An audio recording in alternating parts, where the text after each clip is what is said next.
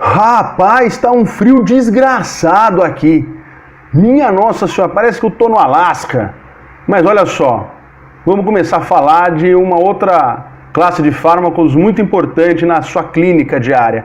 Hoje falaremos sobre os corticoides, também conhecido como corticosteroides ou ainda como glicocorticoides, certo? Então, vamos logo, rapaz, antes que eu congele nesse frio desgraçado.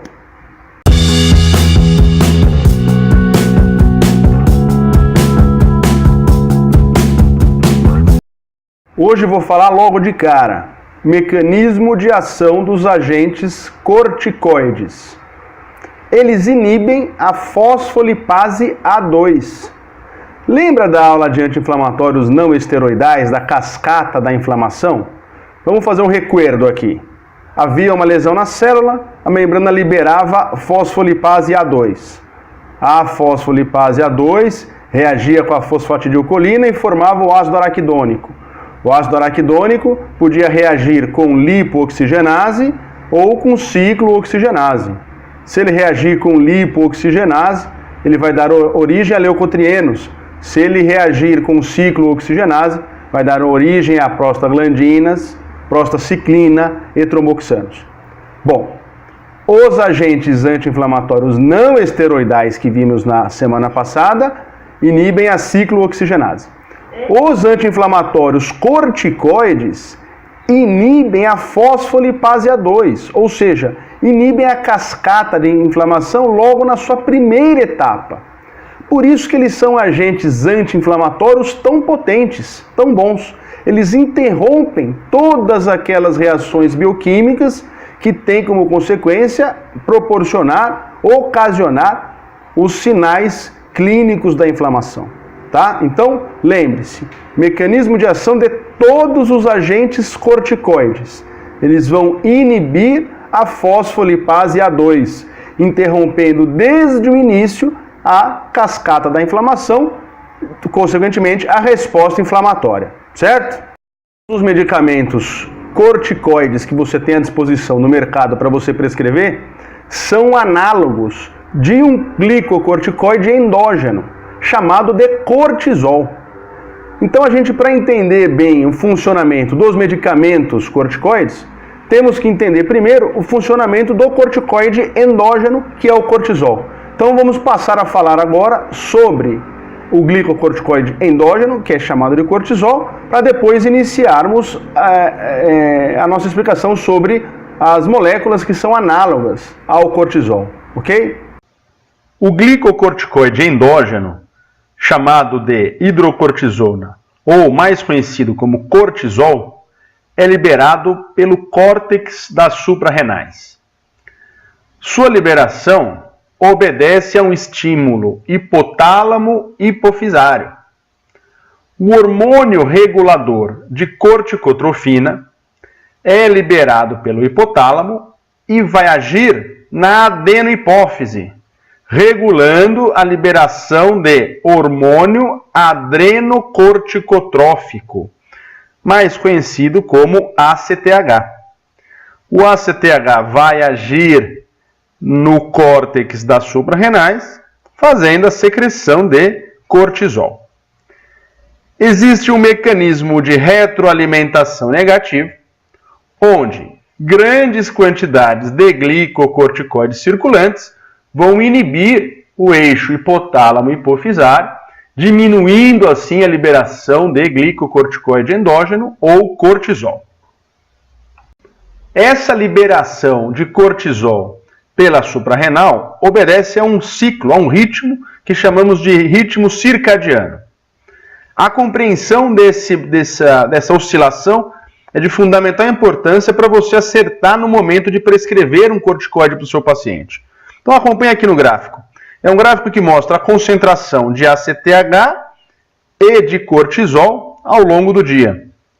Então acompanhe que na maior parte do dia, então aqui estamos próximos da hora do almoço, nós temos altas concentrações tanto de ACTH como de cortisol. Essas concentrações, tanto de ACTH como de cortisol, tendem a diminuir bastante durante o sono do paciente. Então observe que, em média, após as 24 horas, você tem os menores níveis tanto de ACTH quanto de cortisol. Esses níveis só voltarão a subir próximo do despertar do paciente, tá? Atingindo aqui o seu pico logo assim que o paciente acorda. Então, lembrando desse ritmo circadiano e do mecanismo de retroalimentação negativa, ou seja, o mecanismo de feedback negativo, estabelecido pela suprarrenal e eixo hipotálamo-hipofisário, qual é o período do dia em que você deve prescrever para o seu paciente tomar o corticoide que você tiver receitado? Acertou quem respondeu no período da manhã. Por quê? Porque nesse período, os níveis de cortisol já se encontram mais elevados. E uma suplementação de cortisol que você fizer neste período não vai exercer efeito de retroalimentação negativa. Ao passo que se você prescrever para que seu paciente utilize o corticoide durante a noite, no momento em que esses níveis fisiologicamente forem diminuídos, você estará suplementando de forma exógena os níveis de cortisol. Então é por esse motivo que você deve pedir para o seu paciente tomar o corticoide que você prescrever logo no início do dia, ok? Entendeu por que você tem que orientar o paciente a tomar o corticoide de manhã? Veja, fisiologicamente, você já tem uma quantidade de cortisol endógeno dentro do seu corpo mais alta de manhã. Então, se você utilizar o corticoide prescrito de manhã, você vai correr muito menos risco de inibir a função hipotálamo-hipofisária suprarrenal do que se você se utilizar de um corticoide exógeno durante a noite, no momento em que fisiologicamente os níveis de cortisol devem ser mais baixos. Então não se esqueça, prescrição de corticoide é preferencialmente pela manhã para evitar o problema de supressão adrenal posteriormente, tá? Esta é uma tabela muito interessante, pois evidencia para você a importância da utilização racional dos corticoides. Então aqui trazemos algumas informações que relacionam o uso de prednisona e supressão adrenal. Então veja que em dias alternados, com qualquer dose prescrita administrada de prednisona, você dificilmente vai ter, mesmo em uso prolongado, supressão adrenal. Conforme você aumenta a dose, então se utilizando, por exemplo, de 10 mg por dia, com uma semana ou um mês de uso, você ainda não tem sintomas, sinais de supressão adrenal. Porém, com 6 meses você já vai apresentar alguns sinais de supressão adrenal e com 1 ano muitos sinais. Quando você aumenta a dose para 15 mg por dia, a supressão adrenal já aparece com 1 mês de uso e é muito forte a partir de 6 meses. Doses acima de 30 mg por dia, com somente 1 semana de tratamento, já vai promover supressão adrenal considerável. E a partir do momento que você aumenta a duração do tratamento, esses efeitos passam a ser mais proeminentes. Então é muito importante que a utilização de corticoides seja o mais racional possível, tanto em relação à dose prescrita, como principalmente em relação à duração do tratamento, para evitar a supressão da função adrenal. Por esse motivo, é importantíssimo você considerar uma redução gradual na terapia de reposição com corticoides. Ou seja, não se retira o corticoide que você prescrever de uma hora para outra. Esse esquema é um exemplo de, por exemplo, uma paciente que se utilizar de 80 mg de algum corticoide que você prescrever. Esse é uma proposta para a retirada desse corticoide. Então, a dose que você tinha prescrito era de 80 mg. Você tira de um dia para o outro os 80? De jeito nenhum. Você faz 60 mg durante 4 dias, depois 40 miligramas por mais 4 dias, depois 20 miligramas por mais 4 dias e assim por diante. Ou seja, vai durar, em média, 12 semanas até você retirar completamente o corticoide exógeno que você havia prescrito. Isso devido à supressão adrenal causada por alta dose de corticoide, que às vezes é necessária, e de um tratamento muito longo, que também às vezes é necessário. Então é importante você ter em mente que a retirada do corticoide deve ser gradual. Existem vários esquemas propostos para isso.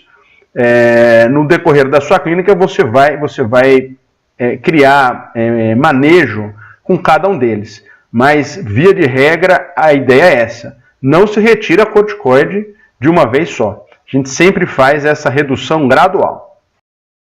Vou falar agora dos efeitos dos corticoides, das indicações dos corticoides.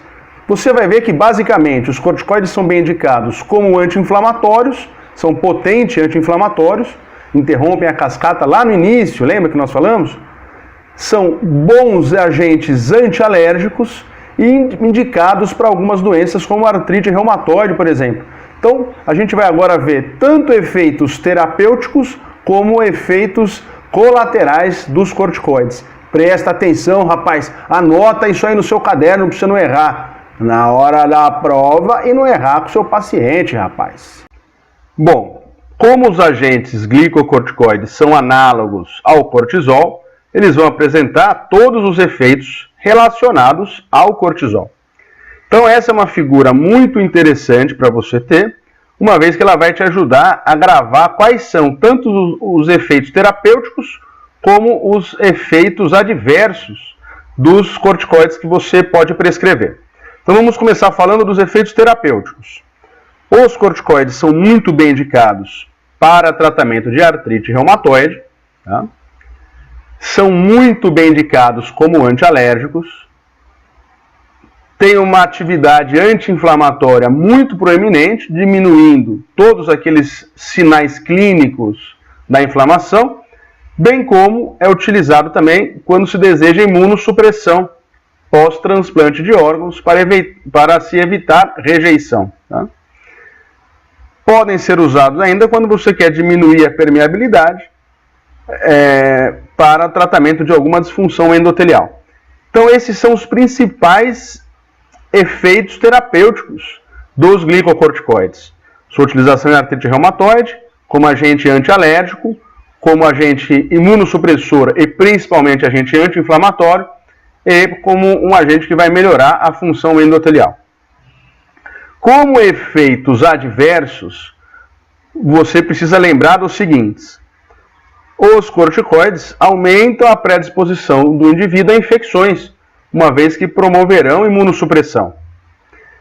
A partir do aumento do catabolismo proteico, eles podem estar associados a miopatias, tá? Problemas musculares. Nos ossos, os corticoides vão aumentar a predisposição dos pacientes a quadros de osteoporose por aumento de atividade osteoclástica. No sistema nervoso central, os glicocorticoides vão inibir o eixo hipotálamo, hipófise e adrenal. Em decorrência disso, vários efeitos que são ocasionados pela supressão adrenal.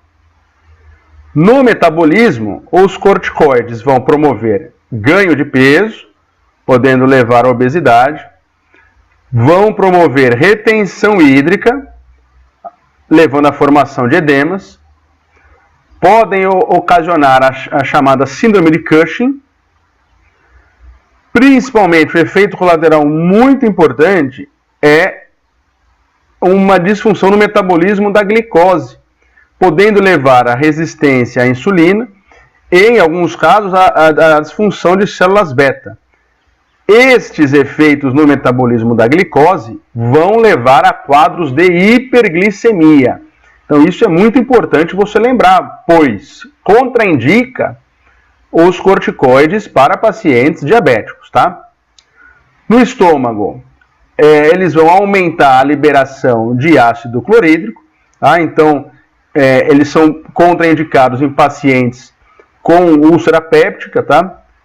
Principalmente também em pacientes que fazem uso de anti-inflamatórios não esteroidais. Na pele, eles vão causar um afinamento da pele e estão associados a quadros de hirsutismo também, tá? Crescimento de pelos. Nos olhos, os corticoides estão associados a quadros de catarata e quadros de glaucoma.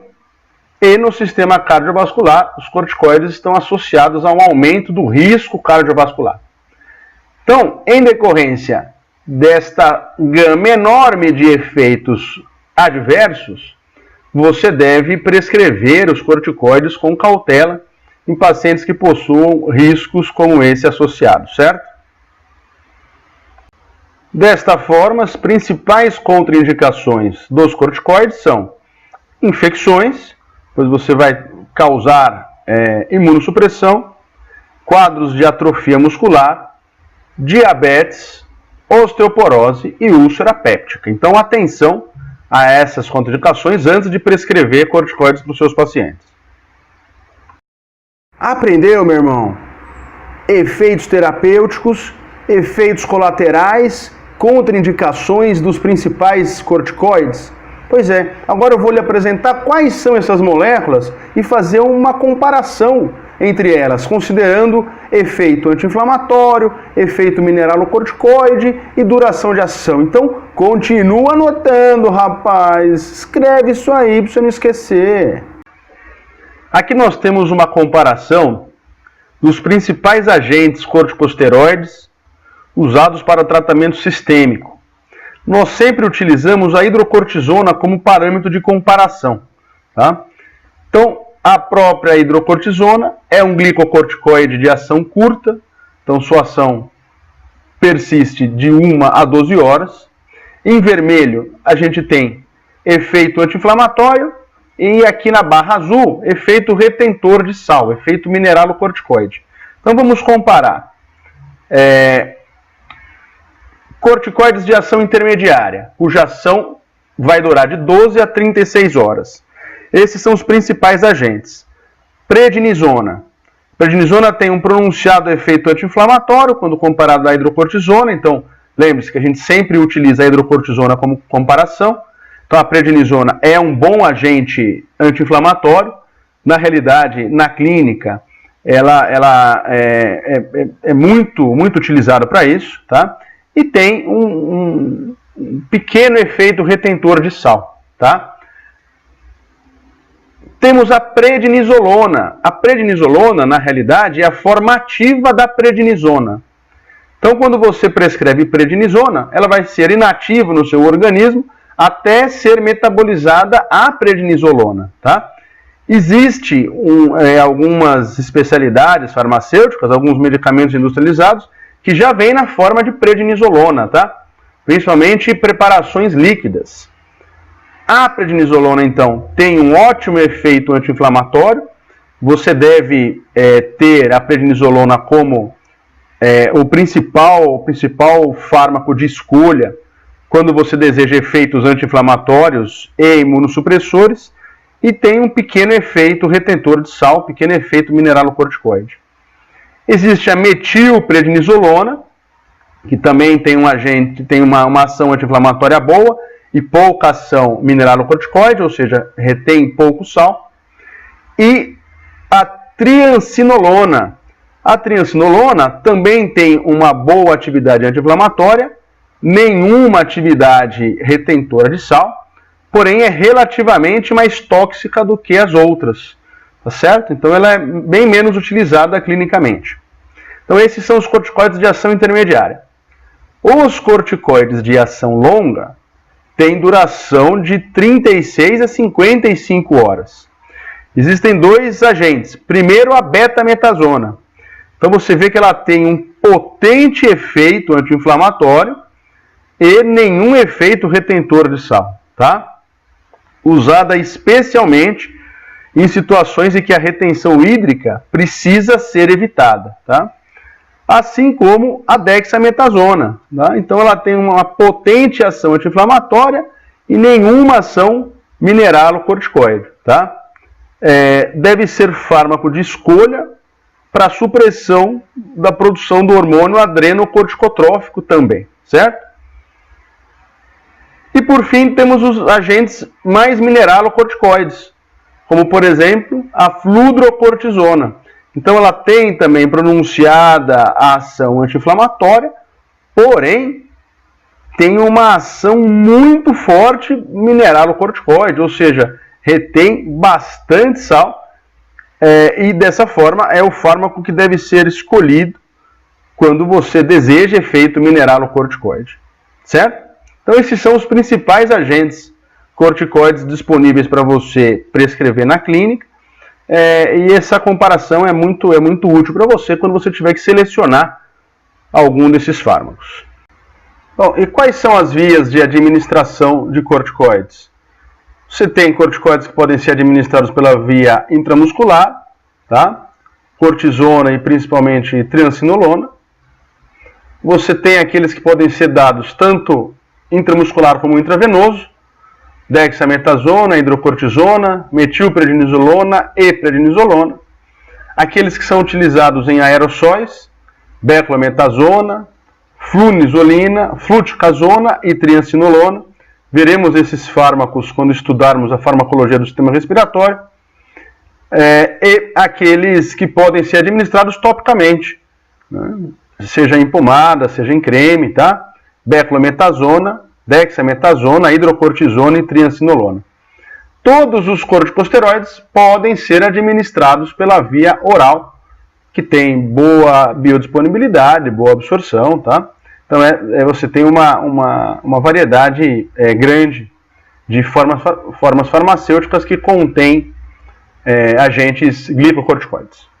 Meu aluno, minha aluna, era isso que eu tinha para falar sobre agentes anti-inflamatórios esteroidais, ou os chamados corticoides, glicocorticoides ou corticosteroides, tá? Então falamos sobre efeitos do cortisol, naturalmente sobre efeitos de todos os seus análogos, que são os medicamentos corticoides, falamos dos seus efeitos colaterais, falamos da sua duração de ação, dose e supressão de função adrenal e via de administração. Então, estuda bem.